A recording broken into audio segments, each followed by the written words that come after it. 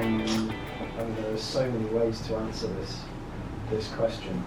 So maybe I'll go on a tangent, and if I do, please tell me, and I'll come back to something else. But I mean, one thing that occurs to me straight away is how acutely aware of. So the problem in the UK is very bad, very bad. We have 650 deaths per million people. In Korea, I think you have 9.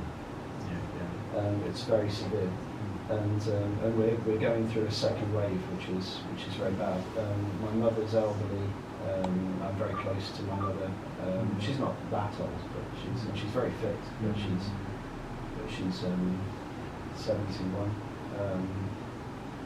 So spending time with her, which of course I want to do. When we go for walks, not being able to enter the home where I grew up, but meeting her, going for walks, and then feeling like I might be putting her at risk just by spending time with her. But knowing that also I have to spend time with her. She's my mum, I love her, right? And it matters to her as well. So that's one small personal thing, and then multiply that across an entire demographic, lots of people losing their jobs. I'm very lucky. No one I know has died or even been seriously ill. My job seems secure, I think.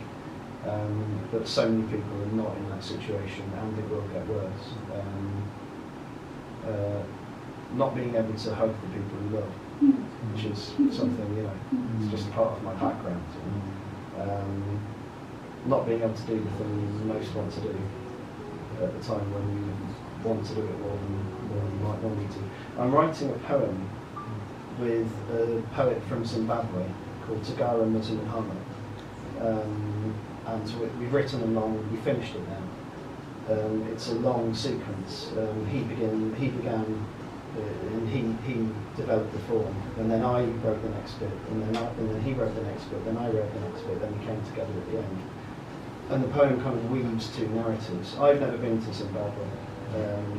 He has lived in the UK, but he's not from the UK. It's impossible for us to meet. But we've developed a really good friendship through the internet. I know his daughter. I say hello when we're on Zoom, and we've written a poem that weaves together. So I think there are ways in which, strangely, it's had the opposite effect, and people have found ways to connect more because they can't take connection for granted in the same way. And thankfully, the technology allows it. Because if this had happened 30 years ago, it wouldn't. And then that leads to ideas of complete inequalities in terms of access to the internet, to broadband, and the things that must make things much, much harder in some communities than others. Again, I'm lucky in that way. These are some random thoughts, and I'll stop talking. The Canada is relatively managed relatively well comparing to the England. Am I right? The COVID situation. Oh, the COVID situation. I think it's over there. When I was leaving, it was starting to rise up. You're having a second wave. Yeah, there's definitely. Is it second or third? I'm not sure. I think the US is having a third. The US is third. This is I think a second wave in Montreal and Quebec. Within Canada, I think Quebec is the worst hit. And just as I was leaving, we were having a ramp up in cases, and even now, when I checking on it, the numbers the difference is so stark. So everything that Rory said about feeling kind of strangely alienated from your loved ones and worrying about contagion and larger societal issues like this, it really kind of rings true to me too. One of the things that I've been thinking about in terms of the COVID-19 pandemic is that it truly is like a global kind of phenomenon. My elderly grandmother lives in Seoul, and I'm really close with her, and I talk to her every week. I'm from Canada, and the pandemic kind of created an interesting kind of effect, which is that usually we tell each other kind of what's happening in our lives, and there's always this kind of process of catching up and translation and explaining. But once the pandemic started, our like day-to-day lives were like remarkably similar. Like we were seeing the same thing in the news. We were like worrying about the same things, and so like one of the things that I've been thinking about is the way in which the pandemics rearticulated this idea of like distance. It's made Montreal and Seoul like feel really close, but then it's totally changed the way we experience distance in like at the level of the neighborhood. So one of the things that I was reading in the Young Book's article is that it's become impossible to for the local residents to congregate here for their reading clubs and their writing clubs, and to me the idea that like a store becomes inaccessible, but at the global level like things are kind of becoming like we're struggling with similar issues. That's kind of the main direction that I've been taking in thinking about the pandemic. I loved Rory's story about collaborating on the poem between Zimbabwe and Nottingham. And I think like experiments like this are a good way to think about the role that books and literature might have in the context of the pandemic. It wouldn't have occurred, that poem, otherwise the idea for it wouldn't have come. Yeah, of course. Even though the technology obviously existed, That's right. Yes, Sometimes an impediment is what you need in order to do something. Yeah. And the impediment caused us to think away towards that.